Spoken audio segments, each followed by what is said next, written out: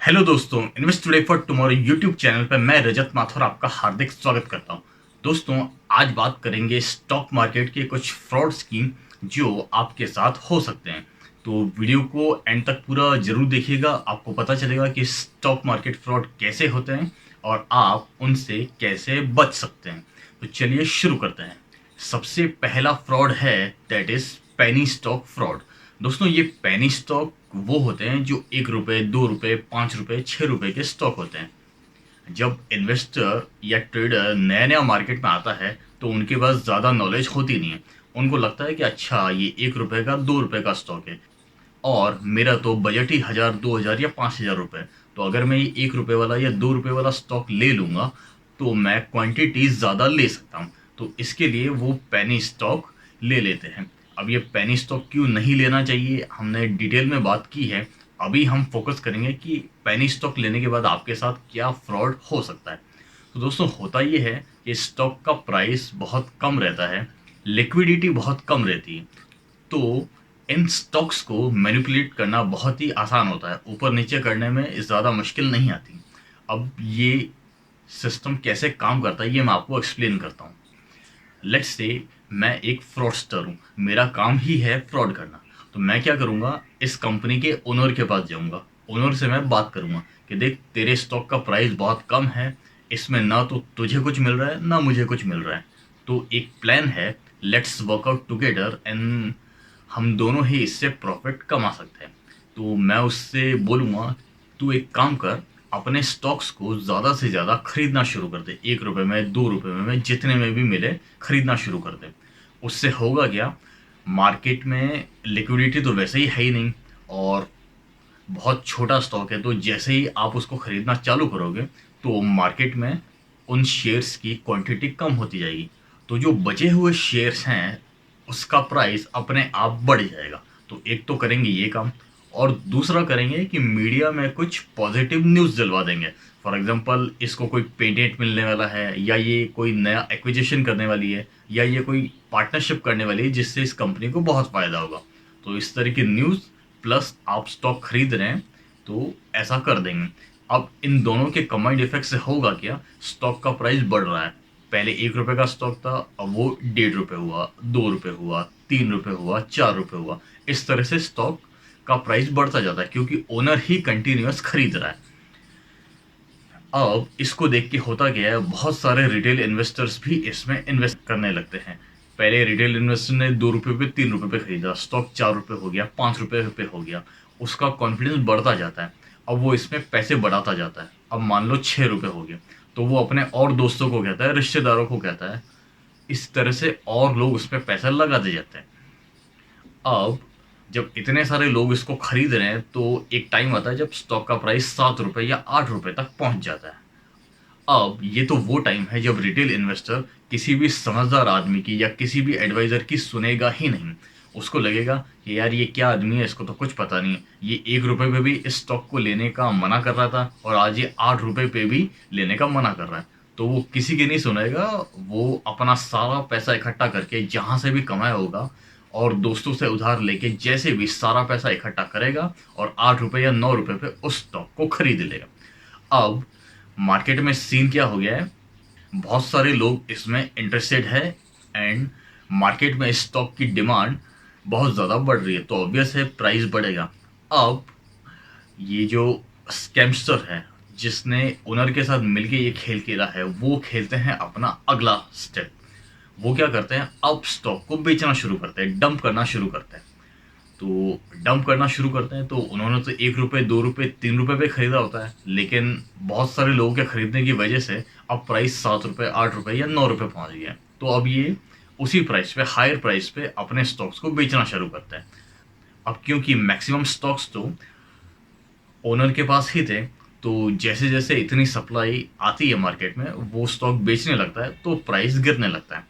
अब retail investor उसको देख रहा है, ओके 9 रुपए का 8 रुपए हुआ, ओके ठीक है, 7.5 रुपए हुआ, वहां तक भी ठीक है। कुछ लोग समझदार होते हैं, उसी पे निकल जाते हैं, बट कुछ लोग और हिम्मत वाले आते हैं और पेशेंस रखते हैं। अच्छा ठीक है, 6 रुपए आया, ठीक है, अच्छा 5 हो गया, ठीक है, अच्छा 4 रुपए हुआ, कुछ लोगों ने वहां तक भी पेशेंस रख दिया। फिर एक टाइम आता है जब वो स्टॉक बिल्कुल ही 2 रुपये 3 रुपये तक पहुंच जाता है। अब रिटेल इन्वेस्टर्स जबरदस्त पैनिक करते हैं और जिसके पास जो भी क्वांटिटी होती है वो उसको एकदम पैनिक में बेचना शुरू करता है। और अल्टीमेटली होता क्या है, वो स्टॉक 1 रुपये या 2 रुपये पे वहीं पे वापस आ जाता है जहां वो एक्चुअली रहना डिजर्व करता था। तो अल्टीमेटली इस सीन में क्या हुआ, जो रिटेल इन्वेस्टर है जो सबसे एंड में उस स्टॉक में एंटर हुआ था, उसने 7 रुपये 8 रुपये या 9 रुपये पे स्टॉक को खरीदा और अल्टीमेटली 1 रुपये या 2 रुपये पे वो स्टॉक को बेचता है। तो इसमें प्रॉफिट किसका हुआ, ओनर का और ऑपरेटर का, और नुकसान किसका हुआ, अल्टीमेटली रिटेल इन्वेस्टर का। तो दोस्तों याद रखिएगा, हमें इस तरह के स्कैम में नहीं फंसना है, आपको पेनी स्टॉक नहीं खरीदना है। एक तो पेनी स्टॉक नहीं खरीदना है और दूसरा जहाँ पे चीज़ें समझ में नहीं आ रही है उनसे दूर रहना है। मतलब ये स्टॉक एक महीने में ही 1 रुपये 2 रुपये का 7 रुपये हो गया, 8 रुपये हो गया, 9 रुपये हो गया, कैसे हुआ, क्या हुआ, क्या कोई सॉलिड वजह है? अगर नहीं समझ में आ रही तो क्लियर दिख रहा है कि यार ऑपरेटर का गेम है, तो हमें उससे दूर रहना चाहिए। अगर चीज़ें समझ में ना आए तो उनसे दूर रहें। You don't need to join every party. Penny stock से बच के रहिएगा और क्वालिटी स्टॉक में इन्वेस्ट करिएगा, क्योंकि पेनी स्टॉक का ओनर ही ये सोच सकता है कि ओके, मैं मेरे जितने भी स्टॉक्स है वो पंप एंड डंप कर दूं, रिटेल इन्वेस्टर को चिपका दूं और उससे प्रॉफिट लेके निकल जाऊं। क्या आपको लगता है किसी भी अच्छी कंपनी के owner, for example Ratan Tata है, मुकेश अंबानी है, या अडानी है, या और कोई बड़ा ग्रुप है, क्या आपको लगता है कि वो ये काम करेंगे? वो अपने स्टॉक्स इन्वेस्टर्स को बेच के पैसा लेके निकल जाएंगे? क्या आपको लगता है वो ऐसा करेंगे? जी नहीं, वो ऐसा नहीं करेंगे। वो सिर्फ अपने स्टॉक आपको बेच के निकल जाने के लिए नहीं बैठे हैं, वो बिजनेस करने के लिए बैठे हैं। वो चाहते हैं कि उनका बिजनेस और बढ़े और शेयर होल्डर्स के लिए वो ज़्यादा वैल्यू क्रिएट करें। तो वो लोग इसी के लिए बैठे हैं। इसीलिए आपको हमेशा क्वालिटी कंपनीज में ही इन्वेस्ट करना चाहिए। दोस्तों अब बात करते हैं नेक्स्ट फ्रॉड की, दैट इज एडवाइजरी फ्रॉड। दोस्तों होता क्या है, आपको टेलीग्राम ग्रुप से, फेसबुक से, यूट्यूब से, बहुत सारी जगह पे, बहुत सारे प्लेसेस से आपको टिप्स मिलती रहती है। तो ये सिस्टम कैसे काम करता है मैं बताता हूँ। लेट्स से एक कंपनी है जिसे अपनी कोई सर्विसेज बेचनी है या फिर फ्रॉड करना है। उनको सर्विसेज बेचनी है, चाहे आपको उससे फ़ायदा हो या नुकसान, उनको अपनी सर्विसेज बेचनी है। तो वो क्या करेंगे, लेट्स से उनको कहीं से 1000 नंबर मिल गए या फिर ईमेल मिल गए, तो वो क्या करेंगे, 2 ग्रुप में बांटेंगे। एक ग्रुप होगा 500 का और दूसरा ग्रुप भी होगा 500 का। अब वो क्या करेंगे, फॉर एग्जांपल जैसे रिलायंस है, रिलायंस का समझ लीजिए अभी रेट है कुछ 2500-2600 रुपये का रेट है। तो 500 लोगों को वो मेल या मैसेज भेजेंगे कि रिलायंस का रेट बढ़ेगा और एक टारगेट दे देंगे कि इतना बढ़ेगा। और बाकी बचे हुए जो 500 है उनको वो बोल देंगे कि हाँ, रिलायंस का स्टॉक घटेगा, प्राइस कम होगी तो आप बेच दीजिए। तो बराबर बांट के ये दोनों तरह की एडवाइस उन्होंने जारी कर दी।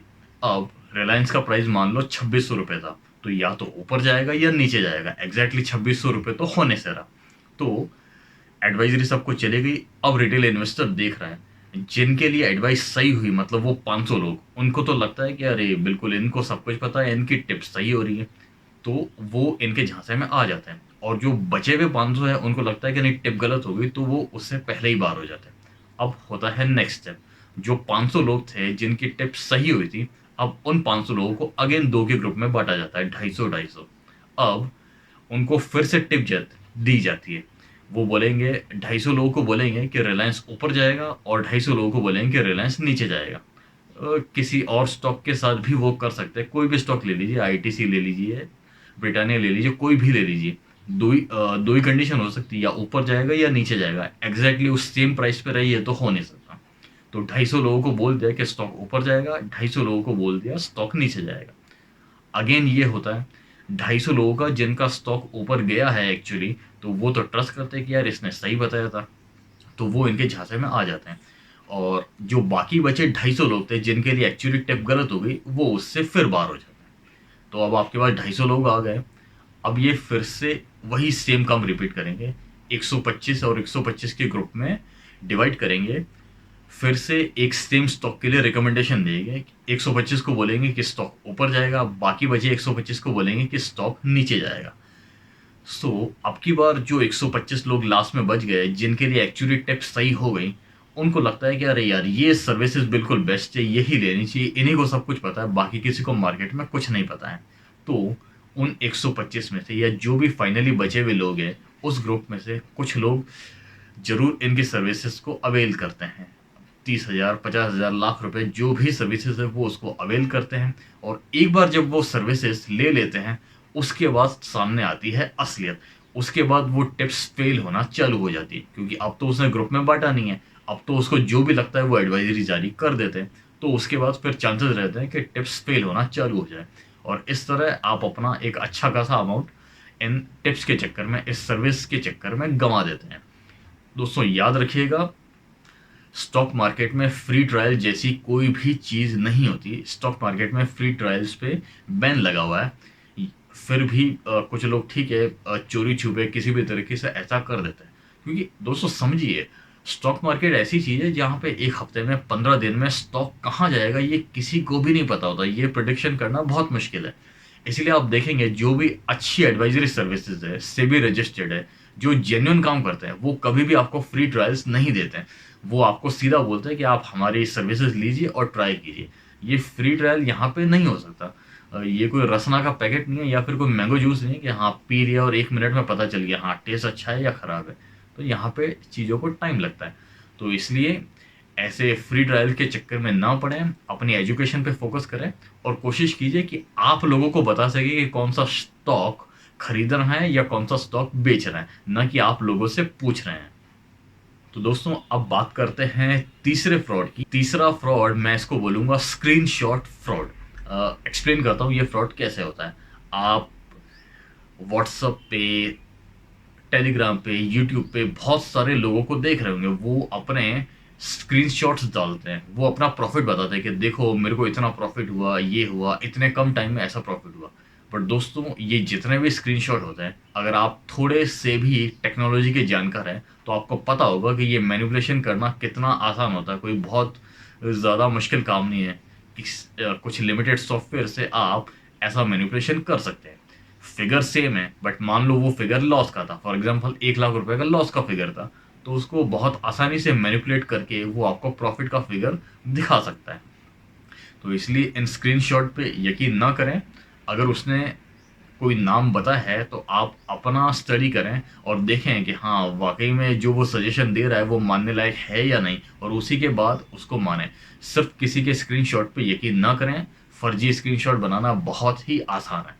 तो दोस्तों उम्मीद है आपको ये वीडियो पसंद आया होगा। अगर वीडियो पसंद आया तो लाइक किए बिना मत जाइएगा, और अगर अभी तक चैनल को सब्सक्राइब नहीं किया है तो चैनल को सब्सक्राइब जरूर कीजिएगा, क्योंकि ऐसे इन्फॉर्मेटिव वीडियो हम रेगुलरली आपके लिए लाते रहते हैं।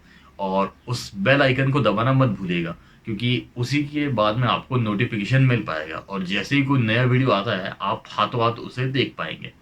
Then last but not the least thing, आपको स्क्रीन पे इंस्टाग्राम का हैंडल दिख रहा होगा, उसको फॉलो कर दीजिएगा। नाम है ITFT_रजब। वहाँ पे भी हम लोग कुछ ना कुछ ऐसा इन्फॉर्मेशन या रील है वो डालते रहते हैं जो आपके नॉलेज को बढ़ाने का काम करेगा। तो दोस्तों फिलहाल इस वीडियो में इतना ही। देखने के लिए आपका बहुत बहुत धन्यवाद। Thank you.